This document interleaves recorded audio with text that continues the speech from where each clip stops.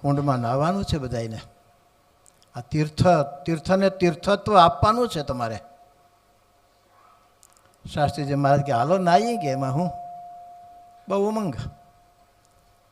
લગભગ 8 ફૂટનો ગાળો આમ દિવાલો કરેલી ને કમાઈનો નાખીને. શાસ્ત્રીજી મહારાજને તરતા આવડે કે એને તારી દીધા. તરતા આવડે તરતી તો ધુબાકો માર્યો પાણીમાં.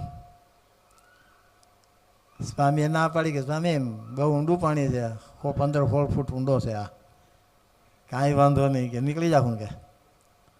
સ્વામી કૃષ્ણમાચાર્યજી મહારાજ અને ભક્તિચંદાસ સ્વામીનું શરીર થોડુંક એકવડ્યું શરીર. હરિપ્રસાદ સ્વામી ઘણા શરીરે મજબૂત, એટલે કોઈ પાણીમાં નાહ્યા નહીં.